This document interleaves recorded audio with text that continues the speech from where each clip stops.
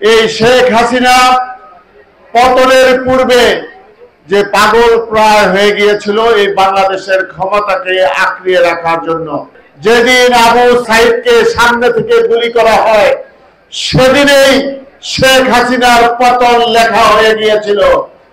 সেদিন থেকে বাংলাদেশের প্রতিটি স্তরের মানুষ এই ছাত্র জনতার যে আন্দোলন সেই আন্দোলনের প্রতি সমর্থন জানিয়েছিল। আপনারা জানেন যে এই নারায়ণগঞ্জ, এই 16 বছর নারায়ণগঞ্জের কি অবস্থা ছিল। আমরা গত 16 বছর এই বাংলাদেশে সি ক্যাটাগরির নাগরিক হিসাবে আমরা বসবাস করেছি। এই বাংলাদেশকে একটি পুলিশি রাষ্ট্রে পরিণত করা হয়েছিল। এই বাংলাদেশের এই জুলাই বিপ্লবের প্রয়োজন হতো না যদি এই বাংলাদেশ একটা আইনের শাসন থাকতো এবং সুশাসন থাকতো এবং গণতন্ত্র প্রতিষ্ঠিত থাকতো, তাহলে এই জুলাই বিপ্লবের প্রয়োজন হতো না। এবং এই যে প্রায় হাজার হাজার ছাত্র জনতা আহত হয়েছে এবং কয়েক হাজার ছাত্র জনতা নিহত হয়েছে, এটার প্রয়োজন ছিল না। কিন্তু আমরা যেটা দেখেছি যে জুলাই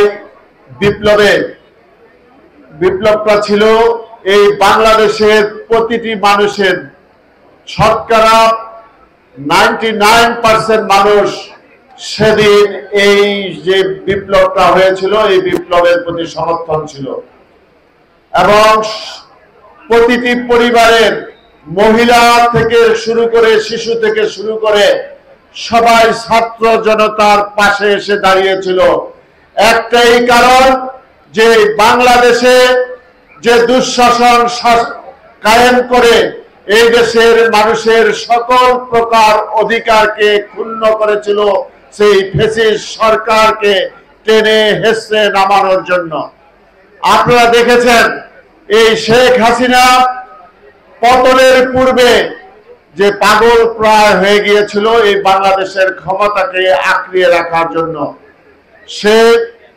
আমি মনে করি ওই যে রংপুরে যেদিন আবু সাইদকে সামনে থেকে গুলি করা হয় সেদিনেই শেখ হাসিনার পতন লেখা হয়ে গিয়েছিল।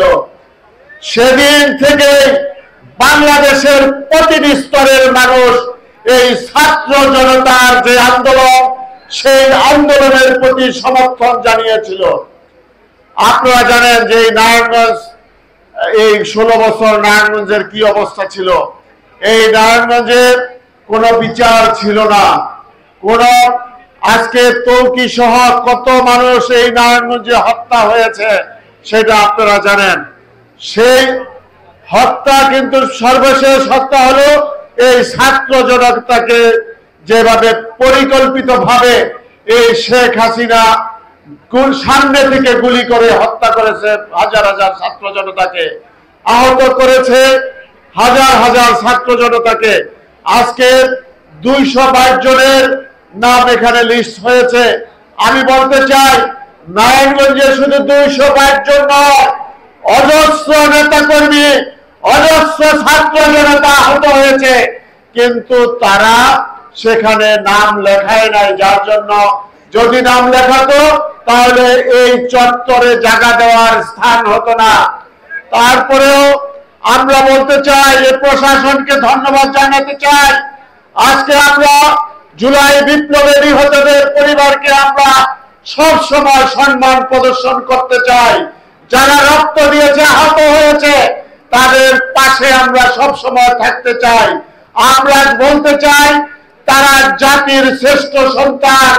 তারা এই দেশের জন্য, গণতন্ত্রের জন্য, এদেশ থেকে সকল প্রকার ষড়যন্ত্র উৎপাদন করার জন্য নিজেদের রক্ত রাজপথে ঢেলে দিয়েছে।